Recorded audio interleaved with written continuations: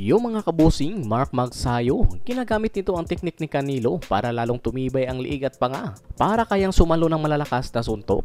Kung mapapansin nga po natin sa training ni Magsayo ay pahirap ng pahirap, sinusubukan nito ang makabagong teknolohiya.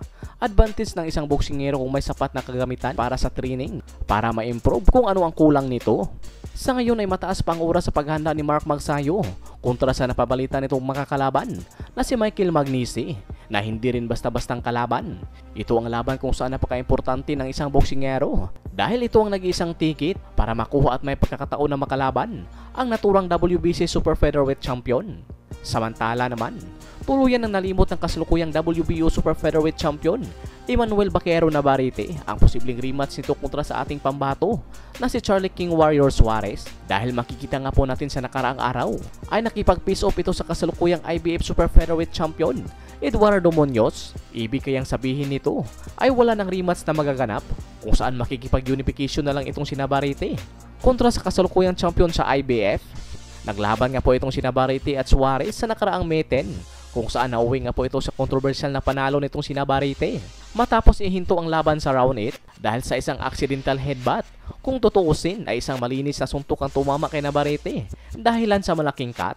Pero matapos nga pong mag-apila ang kampo ni Suarez ay binago nga po ang naging resulta sa laban na kung saan ginawang no contest na kung tutuusin ay panalo talaga si Suarez dito dahil legit na suntok ang pumunit sa cut nitong si Navarrete. Kaya deserve talagang bigyan ng rematch itong si Suarez pero parang nalimutan na ito ng WBO.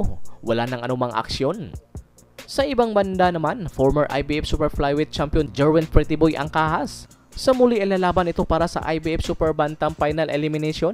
Makakalaban nga po nito ang former IBF Bantamweight Champion na si Ryusuke Nishida. Ngayong araw nga po ay pinag-utos ng IBF na maglaban itong dalawa at binigyan lamang ito ng hanggang September 23 para mag-negotiate at magkasundo ang dalawang kampo. Dahil kung hindi ay magkakaroon ng first bid. Mayroon nga pong ring record itong si Nishida na 10 wins, 1 loss and 2 knockout. Ang nag-isang talo nito ay galing nga po kay Junto Nakatani. Naglaban ang dalawa para sa unification ng dalawang belt, ang IBF at WBC. Nakasalukuyang rank 8 naman itong si Nishida sa IBF at si Jerwin Angkahas naman ay rank 5. Sa tingin nyo mga kabusing, bakit kaya hindi si Marlon Tapalis ang nabigyan ng ganitong pagkakataon na kung tutuusin ay mataas ang ranking nito sa IBF kumpara dito kay Angkahas at Nishida?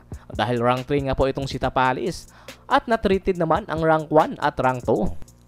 Samantala naman, laban ni Jake Amparo sa Japan kahapon ay hindi nga po pinalad itong ating pambato na makuha ang OPBF minimum title kontra sa Japanese champion na si Takeshi Ishii.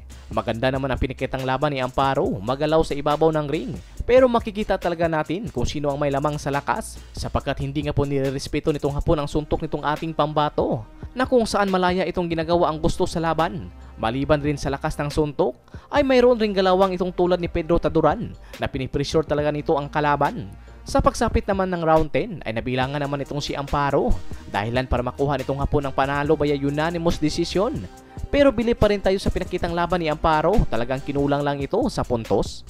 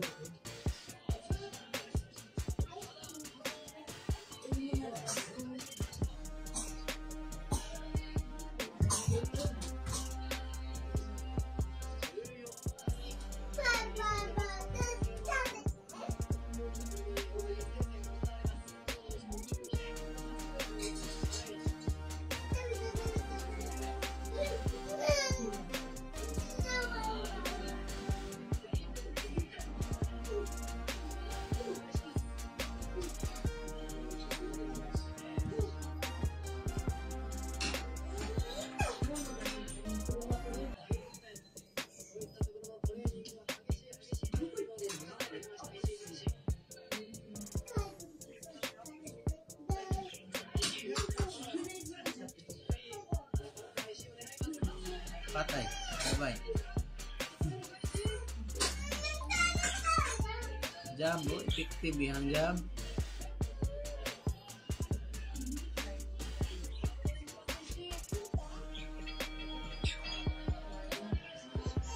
Bye-bye.